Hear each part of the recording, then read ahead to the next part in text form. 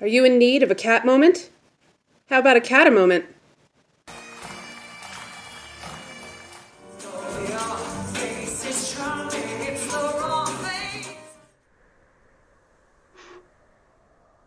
Welcome, friends, to our third installment of Catamoments with myself, Molly Stone, Associate Director of Live Performance at Catamounts Arts.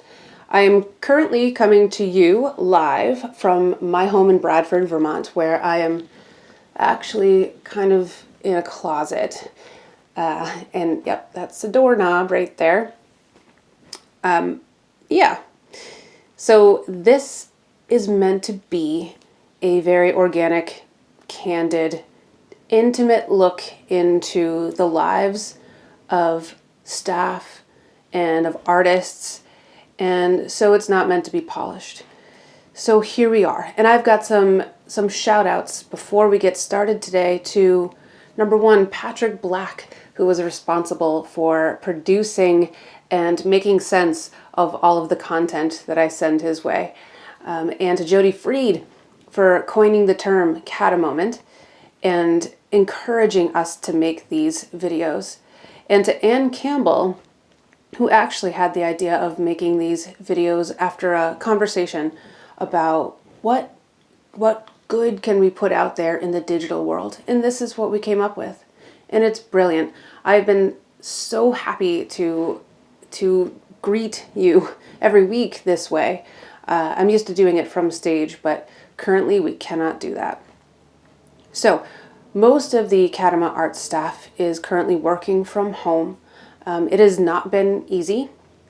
We are managing just like everybody else. It is sad to see our doors shut after 45 years, but they will reopen.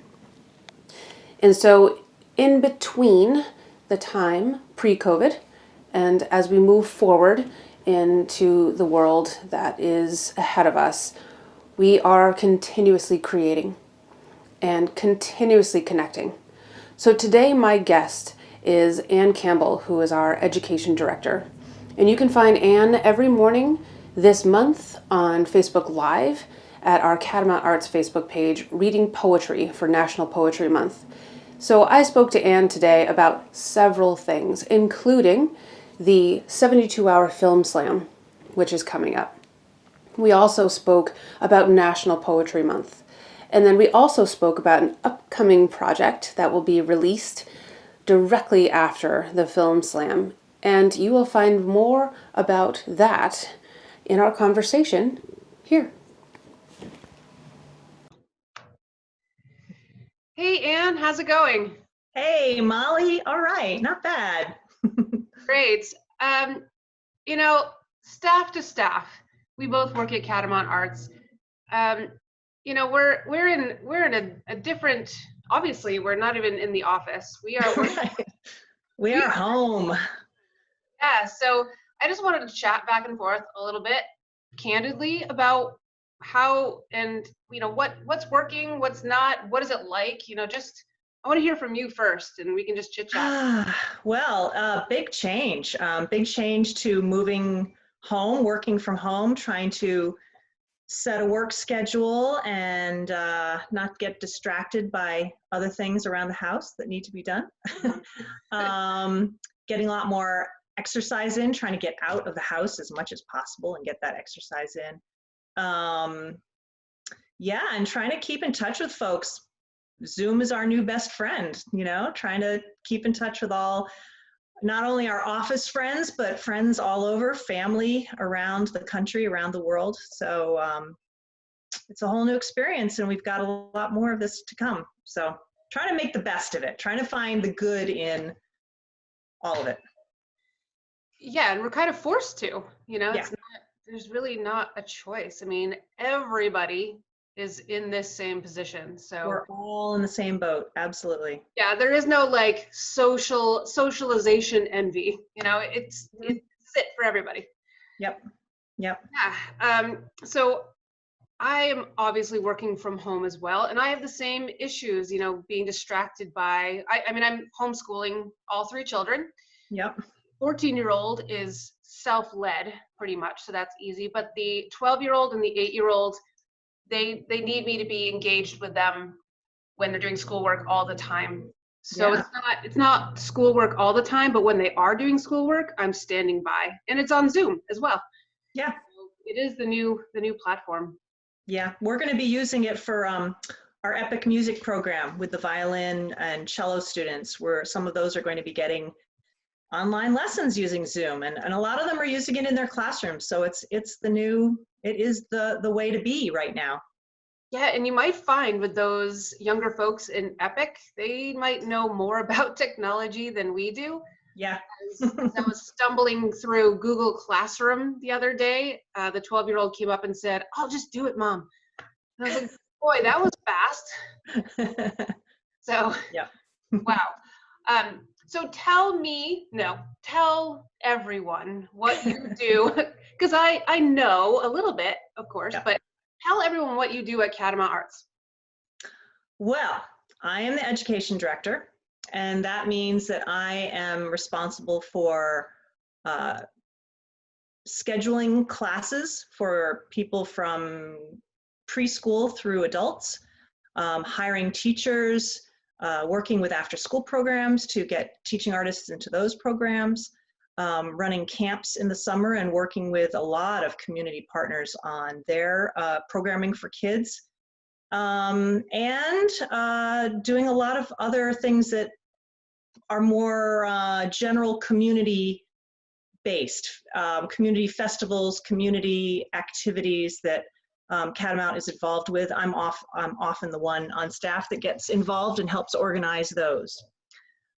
So for instance, the window warriors who are creating window displays in empty storefronts in downtown St. Johnsbury, I'm working with that group to help design those windows and keep them changing and have new exciting things in there for people to look at.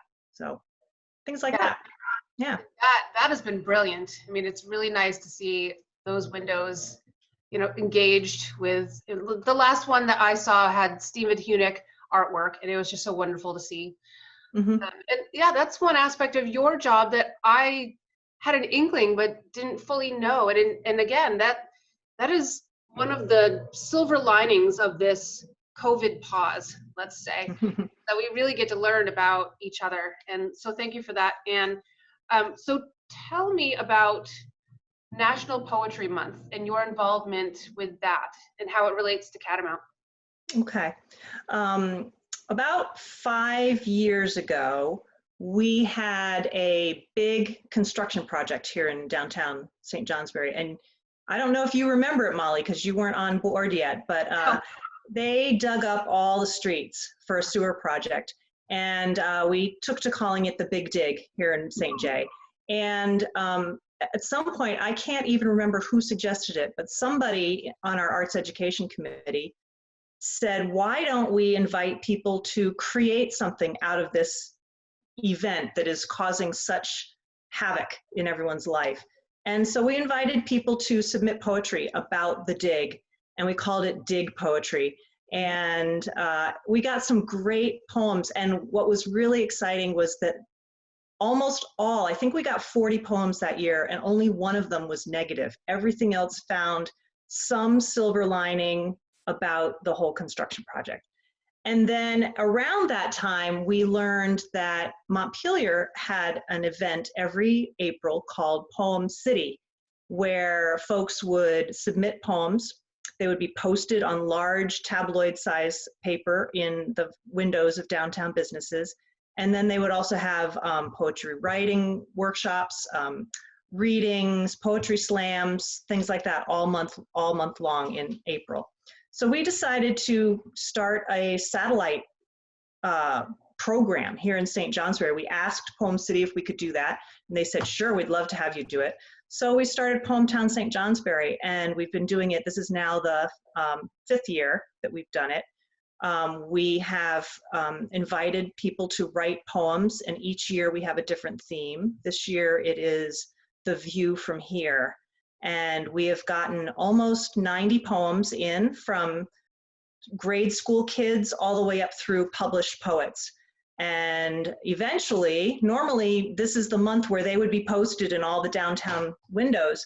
But since we are all staying at home, they are not up in the windows right now. And we hope we'll be able to do that in June. We'll have to see how things go. We also scheduled a few events for some poetry readings this month that are hopefully going to be rescheduled again, June, or we'll see. We just have to play things by ear. But that's what we're hoping. We also, when we mentioned the Window Warriors earlier, a subgroup called the Poem Warriors created several windows with a poetry theme. And so if you happen to be driving through or walking downtown in St. Johnsbury on Railroad Street, you can see some of those windows with the poem theme, and they're pretty cool. They're pretty fun to see. That's great.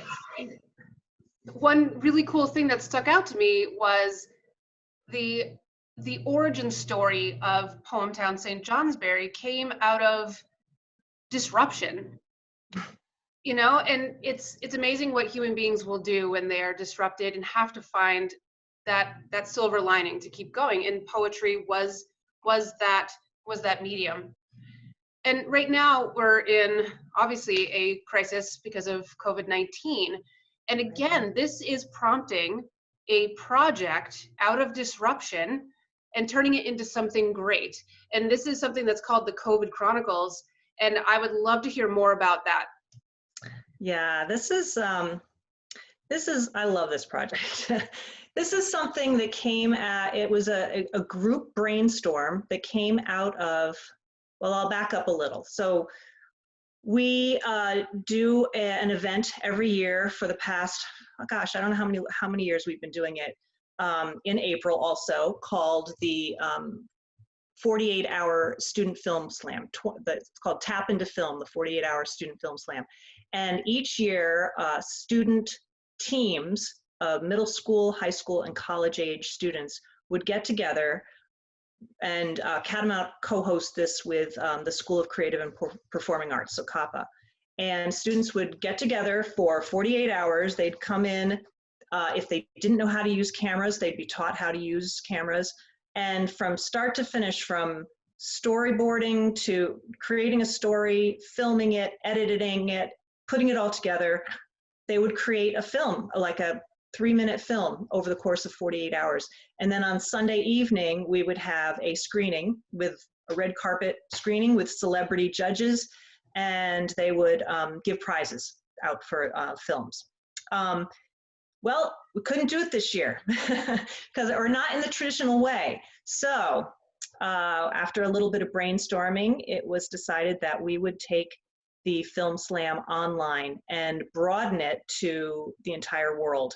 And I know as of today's the deadline for today, Wednesday, the 15th, is the deadline for registering. And I know we have well over 100 teams from all over the world that have signed on as stay-at-home groups, either families or roommates who live together, creating a short film over the course of 72 hours, which are then going to be submitted, and they will be judged by a panel of celebrity judges. So that's where we were coming from, and we wanted to find something else to do after the Film Slam registration was closed. And what we've come up with is the Kingdom COVID Chronicles. And I just love this. So this will be another sort of challenge event that can be done by families or groups that are living together as a way to put down in art and writing their experience during this pandemic.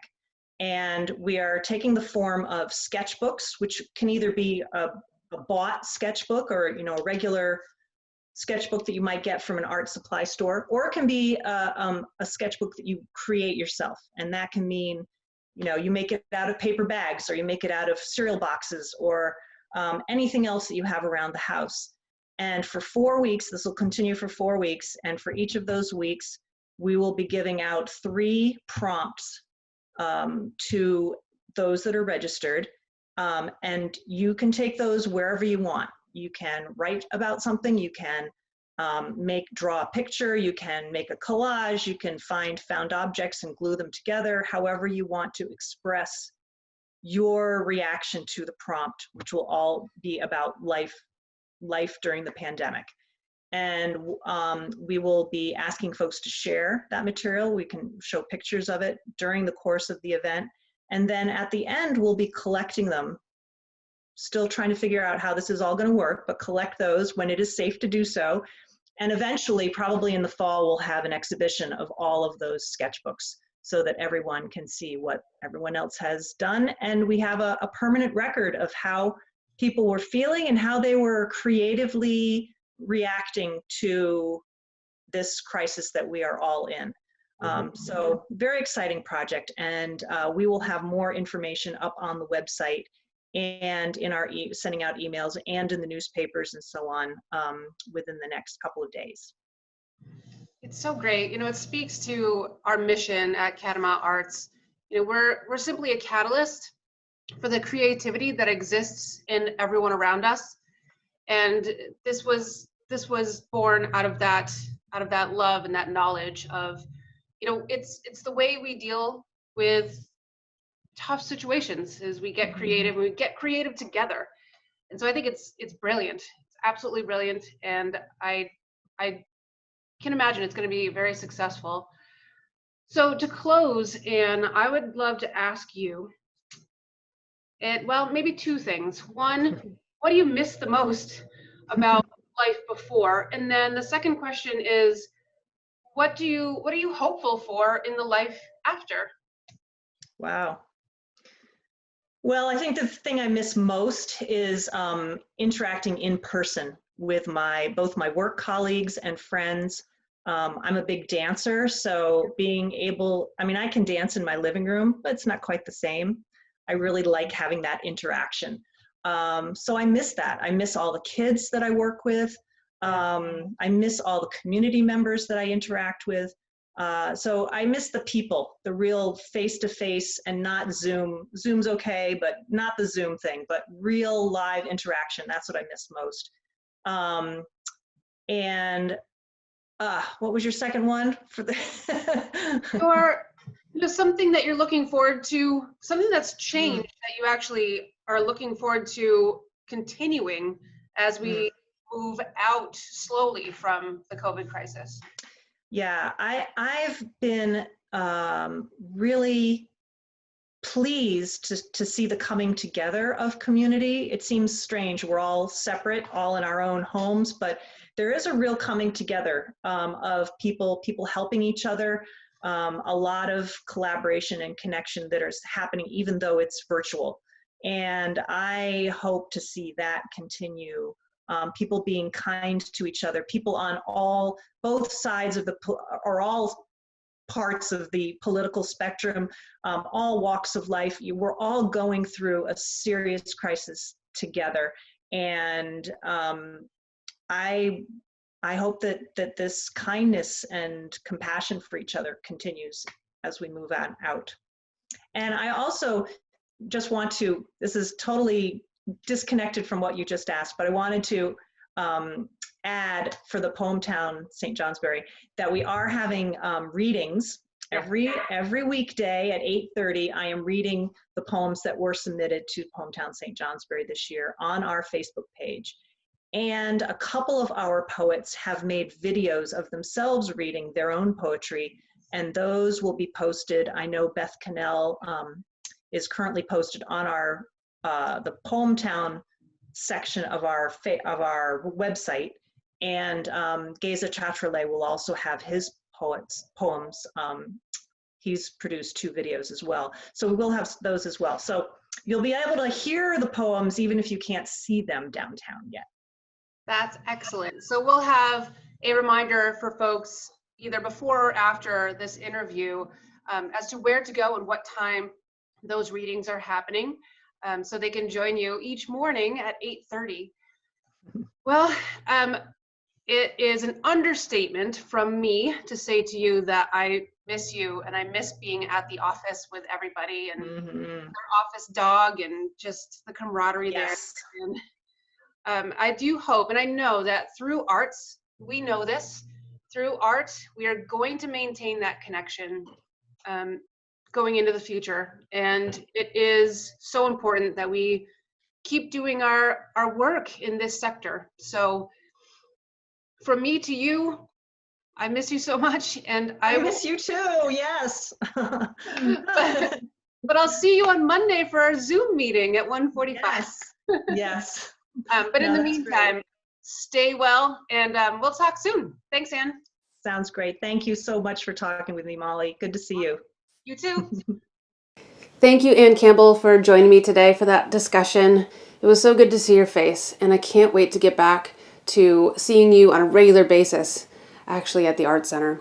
Same goes to all of you who are watching. I cannot wait to see you all again in the Art Center or out in the audience. That day will come. But until then, we have this way of getting in touch. So if you want to keep in touch, please go to our webpage, which is at catamountarts.org, and follow us on our Facebook page, where you can see Anne read poetry every morning live at 8:30. And please get in touch with me if you have any comments that you want me to read over a video, or if you have any questions that I can answer for you. And join me next time on Catamoments, where our special guest will be James Johnston of Albanock. See you then.